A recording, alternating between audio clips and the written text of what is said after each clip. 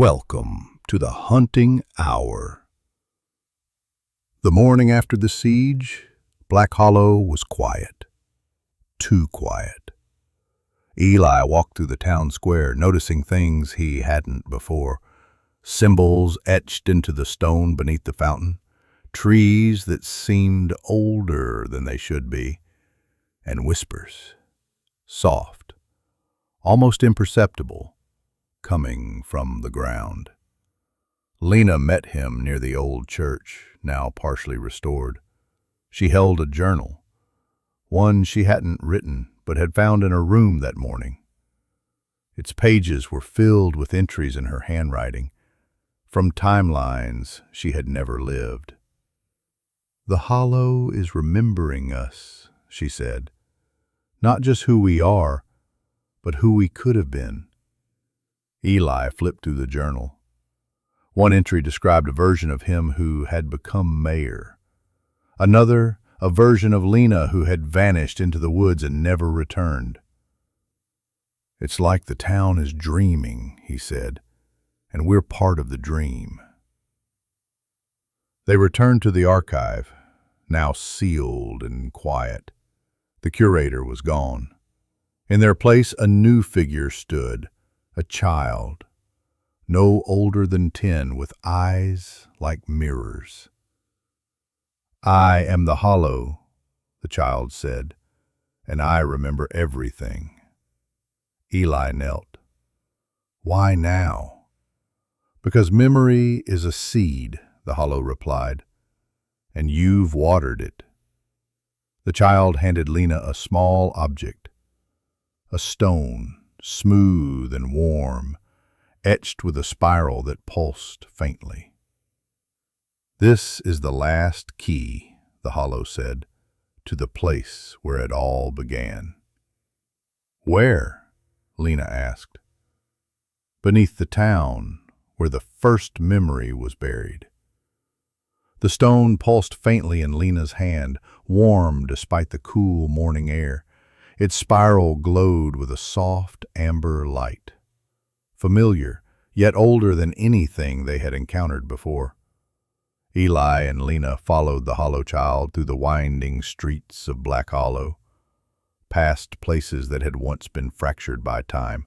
Now they felt still, as if the town itself was holding its breath. They reached the old well at the edge of the forest, long sealed, overgrown with ivy and moss. The Hollow child stopped beside it. "This is where the first memory was buried," they said. "Before the witness, before the institute, before the forgetting."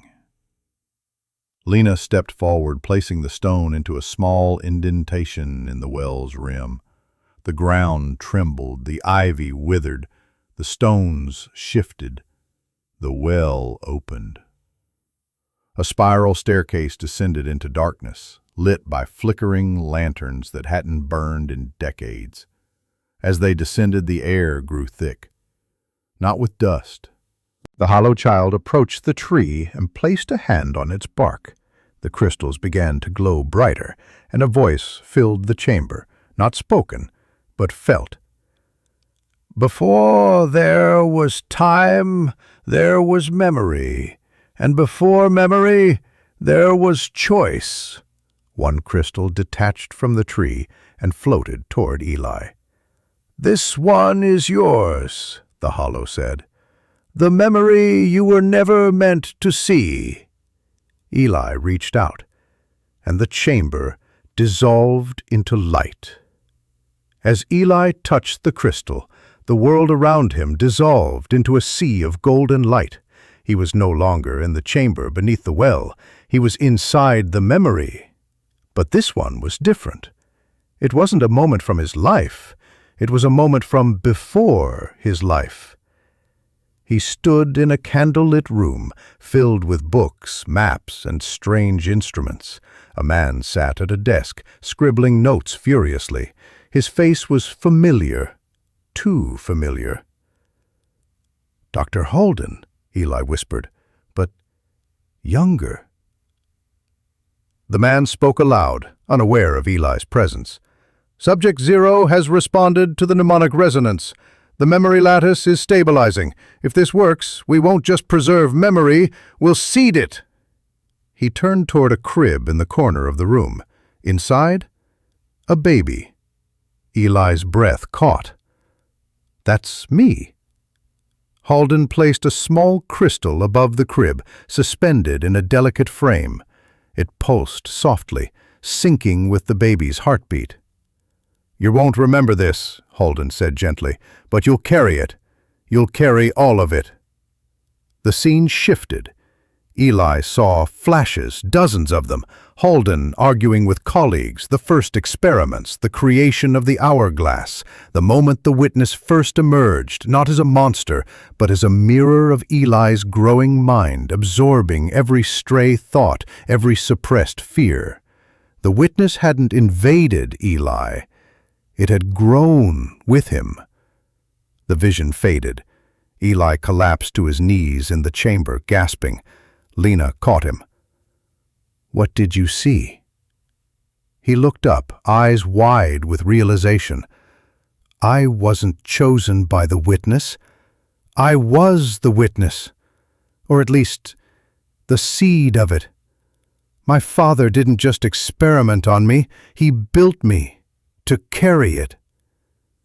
The hollow child stepped forward, solemn. Then you are the first memory, and the last. The chamber was silent, the air thick with the weight of revelation. Eli stood slowly, the memory crystal still glowing faintly in his hand. The truth echoed in his bones. He had not been a victim of the witness. He had been its origin, a living vessel designed to carry the burden of memory across time. Lena watched him carefully. What does this mean? There is one more memory, one that was buried so deeply, even the witness could not reach it. Eli took the stone. It was cold. Where does it lead? He asked. The hollow child's eyes shimmered. To the place where memory ends and choice begins again. The chamber began to tremble. The tree's roots shifted, revealing a hidden passage beneath it, spiraling downward into darkness. Lena looked at Eli. Are you ready? He nodded. No, but I'm going anyway. Together they stepped into the dark. The passage beneath the tree was narrow and winding, carved from stone older than the town itself. As Eli and Lena descended, the air grew colder, not with temperature but with absence. No echoes, no whispers, just silence. The final memory stone pulsed in Eli's hand, its spiral turning inward, drawing them deeper. At the bottom of the passage, they emerged into a vast cavern. It was unlike anything they had seen before. The walls were smooth, reflective, not mirrors but surfaces that shimmered with potential, not memories, but choices, possibilities, futures that had not yet been written. In the center of the cavern stood a pedestal. Upon it, a single object, a blank crystal. Eli approached slowly. This is it. The last memory. Lena frowned. But it's empty. The hollow child's voice echoed from behind them, though they were nowhere to be seen. Because it hasn't been made yet. This is the memory of what comes next. Eli looked at Lena. It's not about what we were, it's about what we choose to become. He placed the dark spiral stone beside the blank crystal. The two pulsed in unison, then fused, light and shadow swirling together. The cavern responded. Visions flickered across the walls, a future where Black Hollow became a sanctuary for memory keepers, another where the town faded into myth, one where Eli and Lena walked away from it all, and one where they stayed. Lena reached for his hand. So what do we choose? Eli smiled for the first time in what felt like lifetimes. We choose to remember, and to begin again. The blank crystal lit up, no longer empty, but filled with a new memory. hope. The story continues. Don't forget to like, comment, share, and subscribe. Your support means the world to us and helps us make even better content.